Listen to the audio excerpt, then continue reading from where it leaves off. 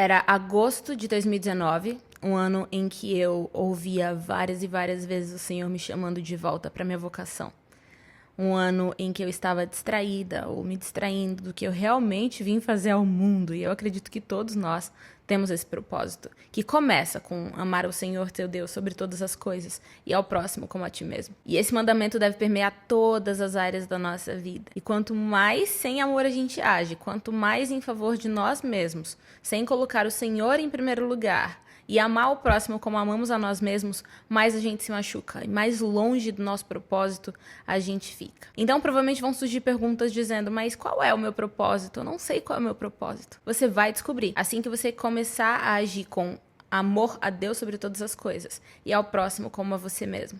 O serviço é o propósito de todos nós. Todos nós e toda a natureza é feita com algum propósito. E está sempre direcionado ao serviço ao outro, nunca para si mesmo. E nesse ano em que eu recebi tantos sinais, eu tive um sonho muito impactante, que eu até comentei com vocês na época.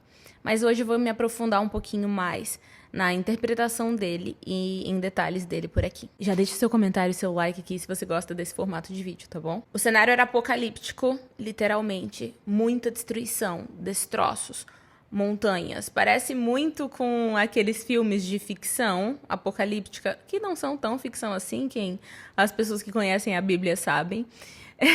Mas que haviam destroços, montanhas de destroços. Estávamos em guerra civil, uns contra os outros. Havia um grupo, que era o grupo ao qual eu pertencia, vestido de roupas pretas. E havia um grupo vestido de roupas beges. Era um tom só de bege, um marrom bem claro. E nós lutávamos muito uns contra os outros. O cenário não era bonito, era bem caótico. E era bem assustador, assim, era de adrenalina lá em cima mesmo, de fuga. É isso, era um cenário de fuga e guerra. Nós subíamos com muito esforço, nós nos escondíamos atrás de alguns destroços. E então, em meio a todo esse cenário de caos, eu via uma coluna baixa, era uma coluna baixa, com um espelho colado diante dela. Nós que estávamos vestidos de preto, e eu acho que você estava nesse sonho, estávamos perdendo. Estava realmente sendo muito difícil resistir aos ataques daquele outro grupo. Mas eu via essa coluna no meio dos destroços e eu corria pra frente dela e olhava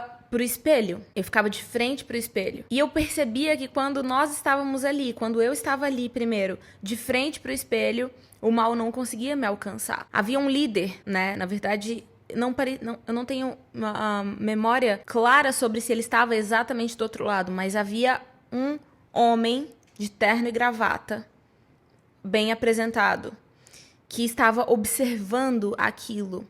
E eu me dei conta que quando a gente ficava de frente pro espelho, ele não conseguia nos ver. Ele não conseguia liderar essa batalha, esse combate, né? Os nossos inimigos também não conseguiam nos ver. Então eu chegava na frente do espelho, e é esse trecho que eu falo num vídeo, e gritava, todo mundo de frente pro espelho! E se formava uma fila enorme. O problema é que esse espelho começava a se partir em pequenos pedaços. Ele começava a se partir dos cantos e a gente precisava, nós que estávamos na fila, precisávamos fazer muito esforço para continuarmos nos olhando naquele pedacinho de espelho que restava na coluna. Eu conseguia manter o meu grupo de frente para o espelho, e eu via este homem que estava nos procurando, fugindo por uma espécie de portal no meio dos destroços. Quando ele fugia, né, abria um espelho, ele fugia por esse espelho, eu conseguia entrar numa fresta e ir atrás dele. Depois disso, eu não me lembro exatamente o que acontecia, eu já não me lembrava em 2019, com muitos detalhes, mas hoje menos ainda.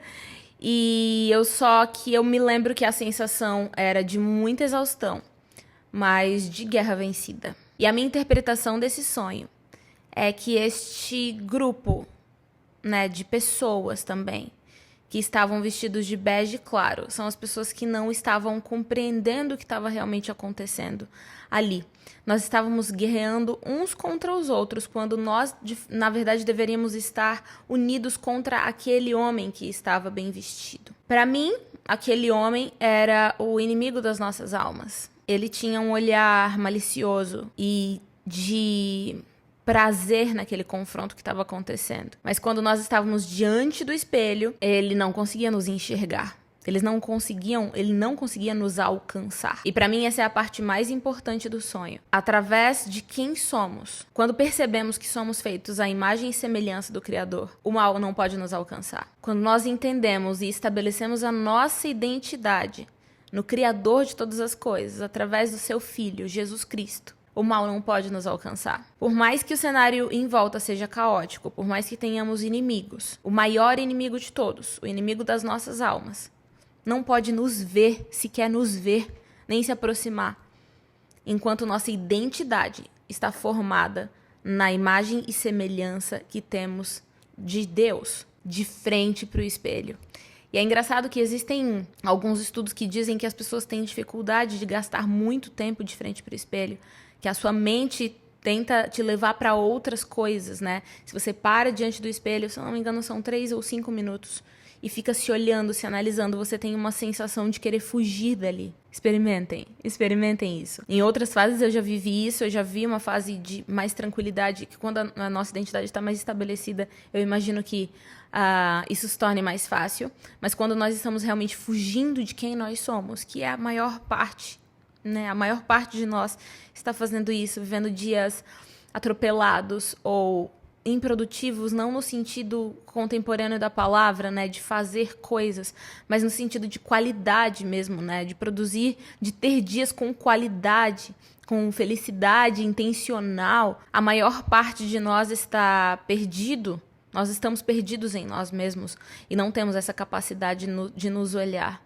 Por outro lado, também fomos tão feridos, fomos tão menosprezados, ouvimos tantas coisas sobre a nossa imagem, sobre o nosso jeito de falar, sobre o nosso jeito de pensar. Nós somos tão diminuídos ao longo de nossas vidas, criamos tantas crenças sobre a nossa incapacidade de ser, que a gente realmente não consegue se encarar no espelho, porque a gente acreditou e deu ouvidos a essas coisas que falaram sobre nós. E numa terceira via, se ousamos reconhecer o nosso valor, somos taxados de soberbos, arrogantes, metidos. E qual a solução, então? É olhar para quem somos, através dos olhos de Deus. É fazer orações intencionais pedindo isso: Senhor, me revela. Revela a mim qual foi a sua ideia quando me criou, porque o que os homens dizem sobre mim não me completa. Porque o que as pessoas dizem sobre mim tem me roubado o meu sono, os meus sonhos, as minhas capacidades. O que as pessoas dizem sobre mim tem me roubado a possibilidade de me olhar no espelho.